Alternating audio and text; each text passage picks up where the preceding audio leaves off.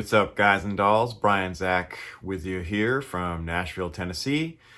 And I had the distinct pleasure this weekend of being the guest speaker at a music seminar for a group of high school music students. Almost 200 students came to town from the Rochester area, Rochester, New York, specifically Canandaigua, the music program at Canandaigua High School.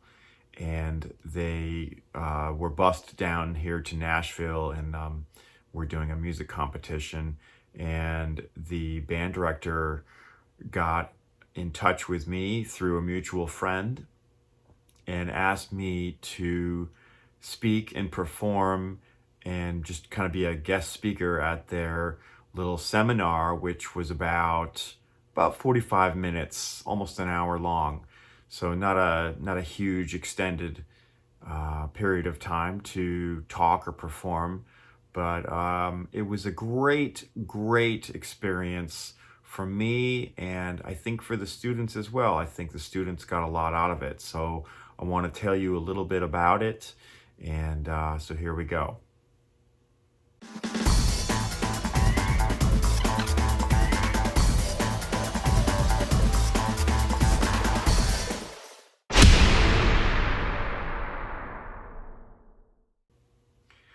Right, so as I said, I was the guest speaker for about 200 high school students in their music program, and I was invited basically to talk about my life and what it's like to be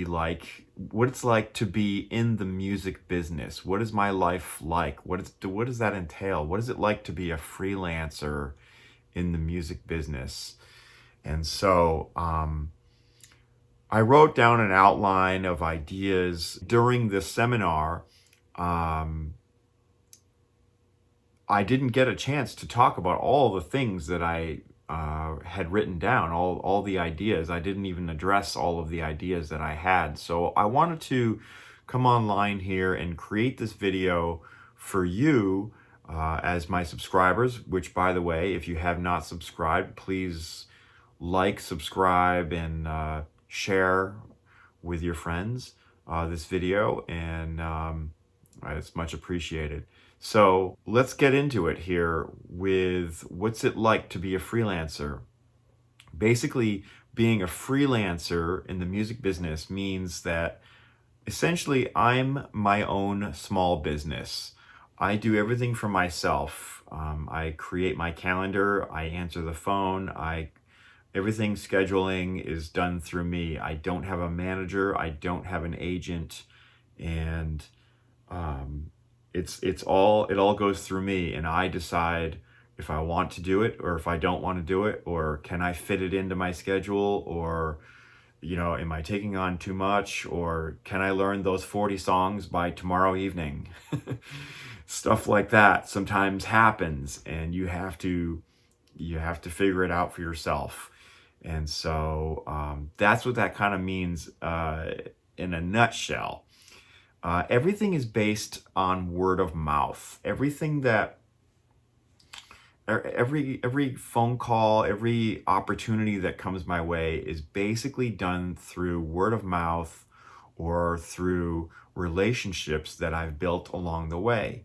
The idea that you cultivate relationships and friendships and trust among your peers, and you do this with people that you meet through going to college, and it starts there usually. And even in high school, I mean, I still work with a few artists that I met and became friends with in high school, if you can believe that. I mean, that was more than a while ago. So I'm not going to say how long, but yeah. So, it's all about, as I said, it's all about relationships and just building those relationships, and, just being cool and getting along with people and fitting into different groups of, cliques of styles and friends, and situations. And so, a lot of work comes just through friends or friends of friends, mutual friends, and that sort of thing. So it really is like developing a network, even though I hate using that word. It's just, especially like networking, I'm going to go out and network. But really it's just about meeting people and having people know you and trust you, and having something to offer them. A big part of this freelance thing is social media, of course. So, all the different platforms, Facebook, Instagram. Some people are on TikTok. I mean, TikTok is the newest one. YouTube is another one, although different, very different, I would say. I think it's a great way to stay in the mind's eye of your followers, and it helps you stay relevant, I think, is the best thing about it. I would say part of being successful at freelancing is just being versatile. Being able to, as a musician, being able to play lots of different styles of music authentically, and just having a large vocabulary of musical knowledge, and knowing what to play and what not to play. Sometimes, more importantly, what not to play is a great, is just, it's always going to be great, because then you can well, I'll get to the reason why in a second. Definitely having a game plan, and I elaborate this in the music seminar. I did speak about this a little bit. I would say, if I have any regrets, one thing I might regret looking back is not sort of having a game plan to do what I want to do, like figuring out what do you want to do exactly, and what are the things that I need to do to get there. Because what happens is, when you're freelancing, especially when you're first starting out, you kind of have to say yes to everything, and it's really recommended that you just take anything that comes your way. You're gonna have bills to pay. You're just trying to make money. You're trying to make, you're trying to network. You're trying to, get your name out there, meet people, and have people meet you and discover you. And so you're trying to say yes to everything, because that's how you're gonna do that. But what's going to happen is, by saying yes to everything, let's say, I'll just use myself as an example. Some years ago, I started taking wedding band gigs. Now, if you ask me when I was 13 years old, do I want to play in a wedding band? And is that why I'm playing the drums and learning how to play to the best of my abilities? Well, no, of course not. I've never wanted to play in a wedding band. Playing in a wedding band is great for paying bills, though, because it pays well. Those types of gigs usually pay pretty well. So, what can happen is, you take these wedding gigs, and then you start getting more wedding gigs, and that leads to what? More wedding gigs. And before you know it, every week you're booked on wedding gigs, and all of your whole calendar is just wedding gigs. And now you don't have time to do other things that might be more creative, or might give you, might set you on the path of being, let's say, a session drummer, or a touring drummer for an artist, that kind of thing. And you sort of get locked into this other path, which is the wedding band scene. And you can easily get stuck going down there, and sooner or later, you will realize, oh no, all my gigs are weddings. What do I do? Now I have to put a wall there and say stop, and no more wedding gigs. And then, now there's going to be a period of no money coming in, because all of your gigs were that. And now you have to start all over again and build towards this other thing, which was the touring gig or the session gigs or whatever, the jazz gigs, the creative, whatever it is you want to do, the country gigs, if that's your bag, or, you know, Broadway, New York City Broadway style gigs, the showbiz, So, it's just good to have a game plan to start out with, like to know what you want and try to figure out how to get there. And it may take years. It probably will take years, maybe even decades, but at least you're building towards that all the while. Definitely, you want to think about, as a freelancer, you want to own something. And this is something that I'm working on right now.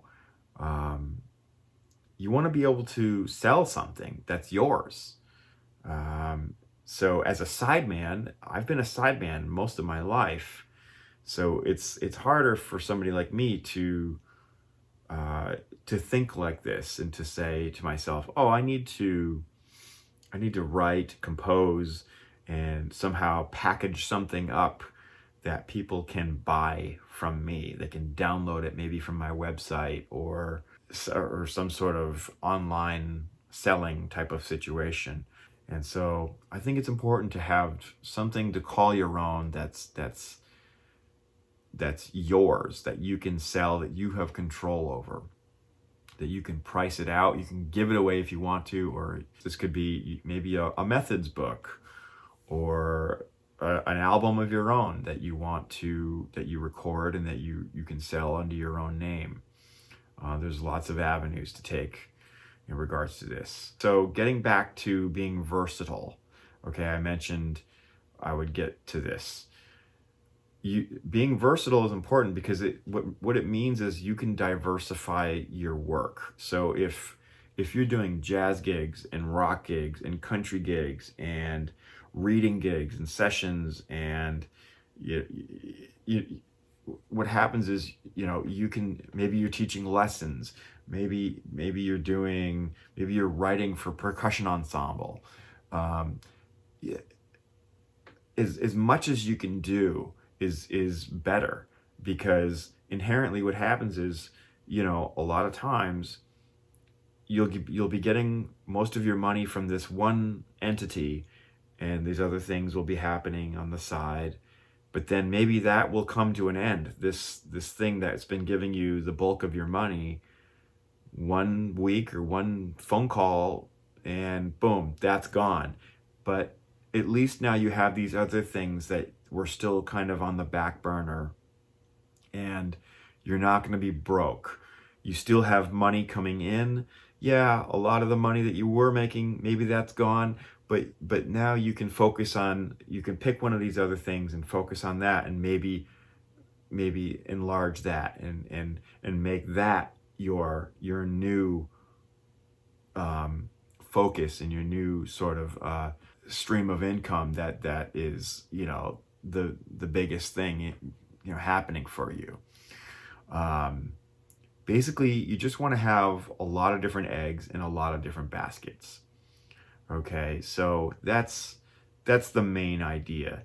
And just have as much going on, have as many balls in the air as you can, and you're just juggling all these balls.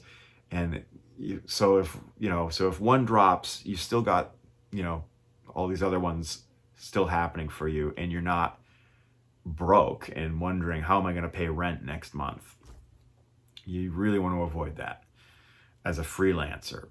Okay, so don't really, even if you get like a big gig, a big touring gig, or something that's making a whole lot of money, and you might say to yourself, well, I'm good now. I'm making all this money, and yeah, life is good. But what if you get a phone call tomorrow that says, you know what, the artist you're playing for, she got pregnant and she's going to hang it up for the next 2 years because she wants to be home with her baby. So you can't, you just got to diversify. Trust me. All right. And the last thing I'll impart you with is just be nice, be friendly, smile, have fun. Because really, if you're not doing those things, then none of this is really worth it. There's way easier ways to make money in in life.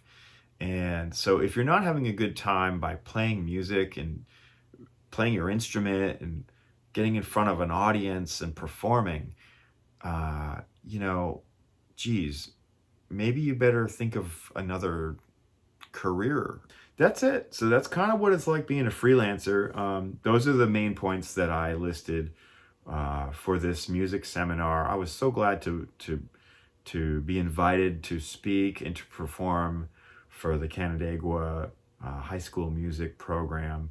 And I certainly hope to get to do more music seminar, clinic style performances like this in the future for other schools, other school systems, colleges, churches, whoever will have me.